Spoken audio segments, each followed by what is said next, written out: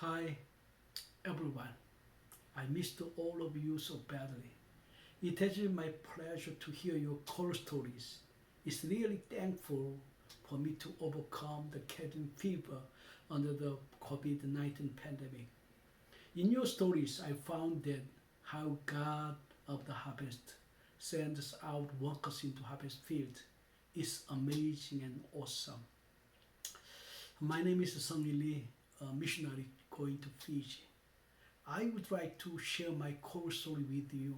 Actually, it's not my first but second core story because I was a former Korean Army chaplain and a missionary to the Philippines for 1991 through 96.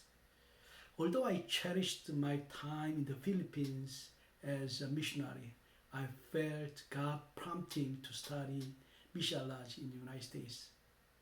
Like before and after obtaining my doctorate in missiology, I had tried to return twice 2001, 2007 to the mission field, but was convicted by Christ to stay in the United States. At that time, I didn't know why the Lord kept me from leaving the United States. I couldn't help but serve Korean immigrant churches for the past 24 years. My second core story began with these questions. Why did God hold me not to go back to mission field again?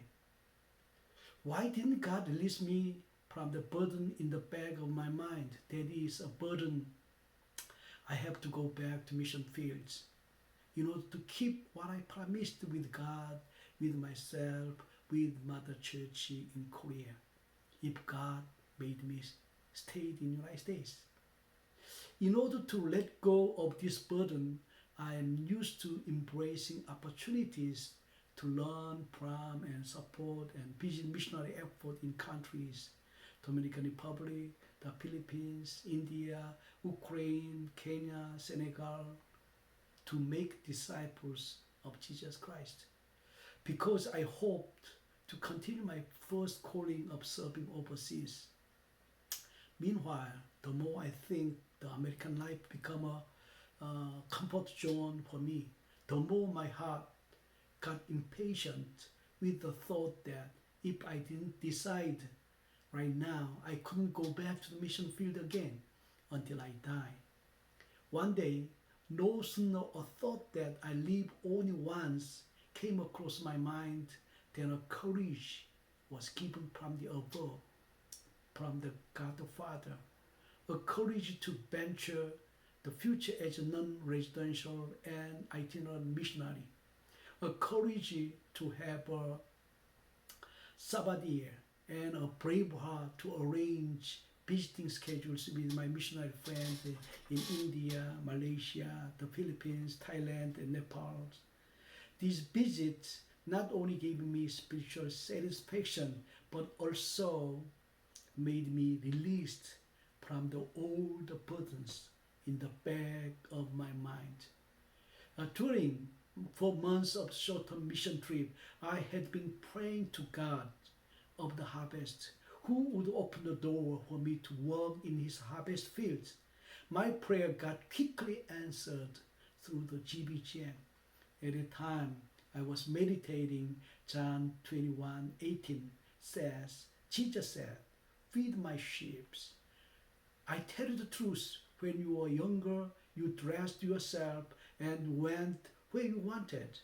But when you are old, you will stretch out your hands, and someone else will dress you and lead you where you do not want to go. The phrase when you were younger was meant to be when I become self-centered, or when I was thinking no one can live my life for me. The Holy Spirit illuminated how I used to ignore God's will and to try to fulfill my plan and my proposal beyond God's will and plan. But the other phrase, when you are old, was understood as when I am God-centered. And the word someone else was accepted as the Holy Spirit. I was delighted to accept the offer to go to Fiji, even though I never thought about Fiji. But some countries in the 10 world windows, because I believe that God called me through the GBGM to Fiji, his harvest field. Who would have dreamed? I am so delightful with the dream of making disciples of Jesus Christ.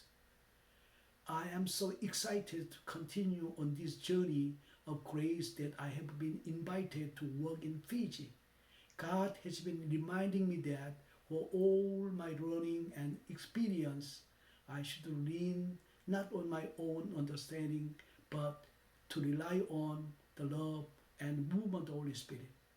I'm learning that engaging in mission is about following Jesus and his lived example of serving and caring and empowering others. I am of deep conviction that living into God's mission is to always share the gospel of God's mercy and grace and participating in the kingdom building work of letting God's will be done on earth as it is in heaven. Please pray for me to be channel of the blessing to the Fijians. Thanks for your hearing.